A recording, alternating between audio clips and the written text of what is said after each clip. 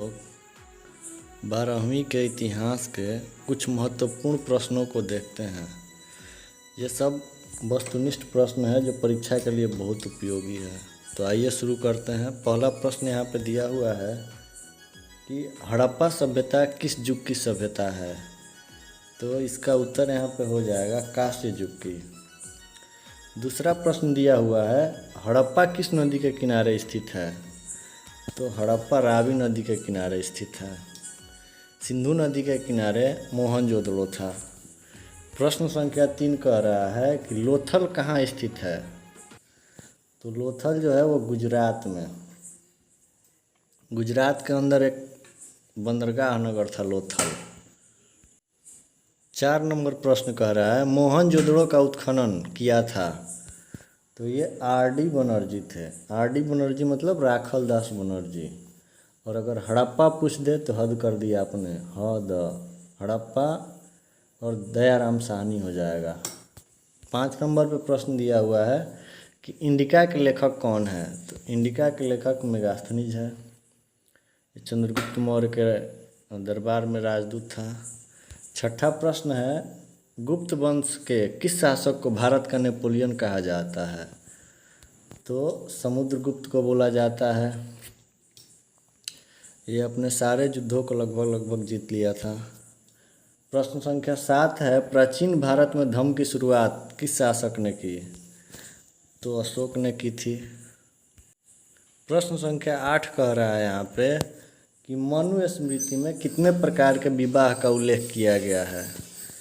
8 प्रकार के विवाह का उल्लेख किया गया है। इसमें जो भी प्रश्न दिया गया है वस्तुनिष्ठ, ये परीक्षा के लिए बहुत उपयोगी है। और ये पहला सेट है, 8 सेट हम लेके आएंगे, यानी कि और 7 गो। चलिए नेक्स्ट देखते हैं। 9वां नंबर महाभारत का युद्ध कितने दिनों तक चला था। तो ये 18 दिन तक चला था। कई बार प्रश्न पूछा है ये। नेक्स्ट है 10वां नंबर पे महाभारत में गंगा पुत्र के नाम से किसे जाना जाता है। तो गंगा पुत्र भीष्म को कहा जाता है, भीष्म पितामह को। नेक्स्ट है यहाँ पे कि श्वेतांबर एवं दिगंबर का संबंध किस धर्म से है। तो इनका जो संबंध है वो जैन धर्म से है। बौद्ध धर्म में हीनयान महायान हो जाते हैं। यहाँ श्वेतांबर का मतलब जो श्वेत वस्त्र धारण करते थे, और दिगंबर जो कोई वस्त्र धारण नहीं करते थे, नंगा रहते थे। तो ये जैनी लोग थे। नेक्स्ट है चौथी बौद्ध परिषद किस शासक के काल में हुई थी। तो चौथी जो है कनिष्क के काल में हुई थी, कुंडलवन कश्मीर में। ये प्रश्न बहुत बार पूछा है। नेक्स्ट है कि दीन ए इलाही संबंधित है। तो दीन ए इलाही धर्म जो है वो अकबर से संबंधित है, और इसका पहला अनुयायी जो है वो बीरबल बना था। प्रश्न संख्या 14 कर रहा है भारत का अंतिम मुगल शासक कौन था। तो भारत का अंतिम मुगल शासक जो है बहादुर शाह जफर था, जो 1857 का सिपाही विद्रोह का नेतृत्व किया था, और इसमें हार हुई थी भारतीयों की। तो इसको बर्मा रंगून भेज दिया गया था, और वहीं पे इसकी मौत हो गई थी जेल में। नेक्स्ट है कि जजिया किससे लिया जाता था। तो जजिया कर जो है वो जिमियों से लिया जाता था, जिमियों से।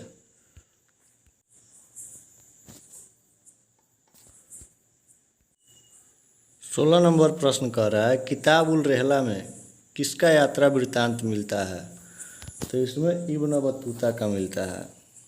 ये मोरक्को का यात्री था जो मोहम्मद बिन तुगलक के शासनकाल में आया था, और मोहम्मद बिन तुगलक, जिसको पागल सुल्तान भी बोला जाता था, अपने राज्य काल में या शासन काल में इसको काजी का पद दिया था। और बाद में ये राजदूत बन के चीन की तरफ भी गया था, जहाँ के राजा से इसकी मुलाकात नहीं हुई, तो ये बाहर से बाहर फिर भाग गया था अपने घर पे। नेक्स्ट दिया हुआ है यहाँ पे कि तंबाकू का सेवन सर्वप्रथम किस मुगल सम्राट ने किया। तो अकबर हो जाएगा यहाँ पे। और किसने वर्जित किया। तो जहांगीर हो जाएगा। प्रश्न संख्या 18 है अल बरूनी किसके साथ भारत आया था। तो अल बरूनी जो है वो गजनी के साथ आया था, महमूद गजनवी उसका नाम है। तो उसके साथ ही भारत आया था। ख्वारिज्म का रहने वाला था ये, लेकिन गजनी जब अटैक किया था तो इसको लेते आया था, तो उसी के साथ ही आया था। नेक्स्ट कह रहा है कि विरूपाक्ष प्रसिद्ध विरूपाक्ष मंदिर कहाँ स्थित है? तो ये हम्पी में है विरूपाक्ष मंदिर। 2 देता है कि विठल स्वामी का मंदिर, तो भगवान विष्णु के लिए था वो, और विरूपाक्ष जो कि भगवान शिव के लिए था। तो ये हम्पी में है। विजयनगर साम्राज्य से संबंधित ये प्रश्न है। 20 नंबर यहाँ पे प्रश्न कर रहा है कि आयंगर व्यवस्था संबंधित थी। तो आयंगर जो है विजयनगर साम्राज्य से संबंधित व्यवस्था थी। आयंगर और नायंगर ये 2 व्यवस्था थी। नेक्स्ट है कि विजयनगर का महानतम शासक कौन था? तो विजयनगर का महानतम शासक जो है वो कृष्णदेव राय था।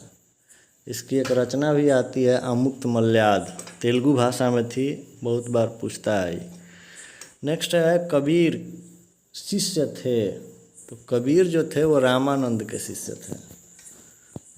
नेक्स्ट है 23 नंबर सवाल कि उत्तर भारत में भक्ति आंदोलन का आरंभ किस संत ने किया था? तो उत्तर भारत में भक्ति आंदोलन का आरंभ जो है वो रामानंद ने किया था। प्रश्न संख्या 24 पे कह रहा है कि सर्वप्रथम विजयनगर की यात्रा पर आने वाला विदेशी यात्री कौन था? तो ये निकोलो कॉन्टी था, इतावली यात्री था ये। 25वें नंबर पर सवाल दिया है बीजक में किसके उपदेश संग्रहित है? तो बीजक में कबीर दास के उपदेश जो है वो संग्रहित है। ये प्रत्येक सेट में लगभग दे रहा है, प्रत्येक विद्यार्थी को याद होना चाहिए। ये परीक्षा के लिए बहुत महत्वपूर्ण प्रश्न है। 26वां नंबर पर पूछ रहा है कि निजामुद्दीन औलिया किस सूफी सिलसिले से संबंधित है? तो औलिया जो हैं ये चिश्ती से थे। 27 नंबर पर दे रहा है तहकीके हिंद में किसका यात्रा वृतांत है? तो इसमें अल बरूनी का उत्तर हो जाएगा, अल बरूनी। 28 नंबर पर दिया हुआ है कि मेगास्थनीज कौन था? तो मेगास्थनीज जो था ये राजदूत था सेल्यूकस निकेटर का।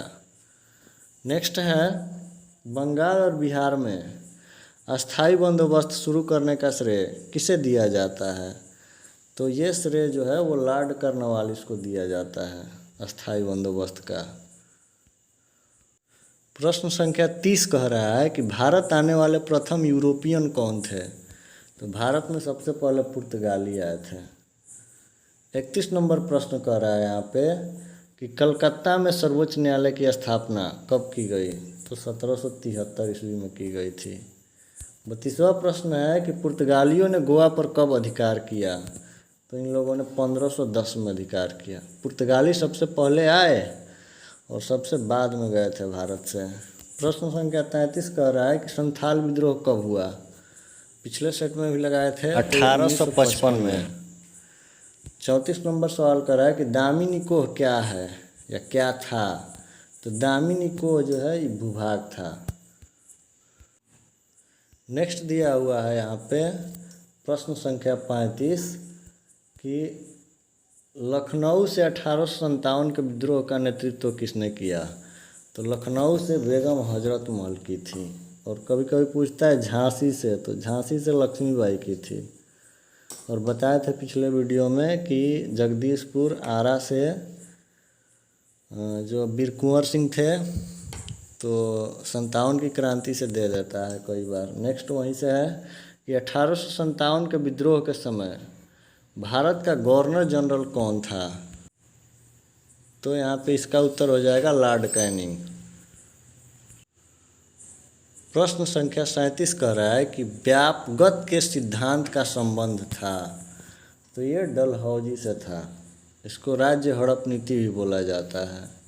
ये था क्या? तो जिस राज्य में राजा को कोई संतान नहीं होता था वो कंपनी का सारा संपत्ति हो जाता था। तो इसको लेके आया था लॉर्ड डलहौजी। 38वां नंबर प्रश्न कर रहा है कि विक्टोरिया टर्मिनल किस शैली की इमारत है? तो इसमें तो दिया है सी ऑप्शन, इंडो सारा सैनिक शैली, लेकिन गूगल पे सर्च करने के बाद गॉथिक शैली का दे रहा है। तो ये कहीं ना कहीं विवादास्पद है। गूगल के हिसाब से 9 शब्द तो नहीं लगाया, लेकिन गॉथिक शैली दे रहा है। इसको आप लोग देख लीजिएगा। प्रश्न संख्या 39 कह रहा है गेटवे ऑफ इंडिया का निर्माण कब हुआ? तो गेटवे ऑफ इंडिया का निर्माण जो है वो 1911 में हुआ था। ये है कहाँ पे? तो मुंबई में है।